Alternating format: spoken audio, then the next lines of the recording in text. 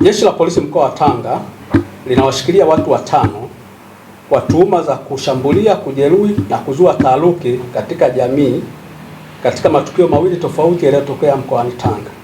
Katika tukio la kwanza lililotokea tarehe 5 mwezi wa 4 2025 majira ya saa 2 usiku katika baa ya Kivuga Point iliyoko kijiji cha Mazingala, kata ya Mkata, tarafa ya Mazingala, wilaya ya Handeni, mkoa wa Tanga.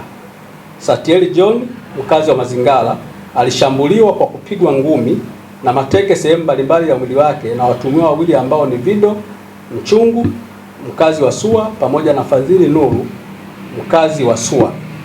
Taarifa za awali zinaeleza chanzo cha tukio hilo ni tuhuma zisizo na ukweli zilizoenezwa na mtuhumiwa Fadhili Nuru akidai kupotelewa na uume wake kwa maana ya nyeti zake, huku akimtuhumu aliyemjeruhi kuwa ndiye aliyehusika.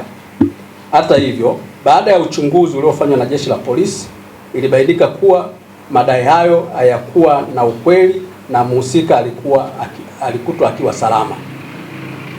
Mwanga anapatiwa matibabu katika hospitali ya wilaya ya Handeni.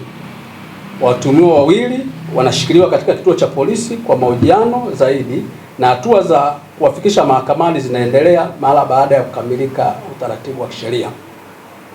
Aidha, katika tukio la pili lililotokea mnamo tarehe 6 mwezi wa 4 2026 majira ya saa 12:30 jioni huko katika eneo la Mabanda ya Papa, tarafa ya Mabawa, kata ya Ngamiani, katika jiji la Tanga, watu watatu walikamatwa wakiwa kwenye usafiri wa umma ICE baada ya kuzua taharuki kwa kumtuhumu abiria mwenzao kuwa ameondolea sehemu zao za siri kwa maana ya nyeti. Watuhumiwa hao ni Haji Mbwana Mluku na Amiri Rashidi, wote wakazi wa Mabawa. Watuhumiwa hao wamefikishwa katika hospitali ya Bombo kwa uchunguzi na wamekutwa wakiwa salama bila tatizo lolote la kiafya. Jeshi la Polisi mkoa wa Tanga linatoa wito kwa wananchi kuacha kusambaza taarifa za uongo na zenye kuleta taharuki na madhara kwa jamii.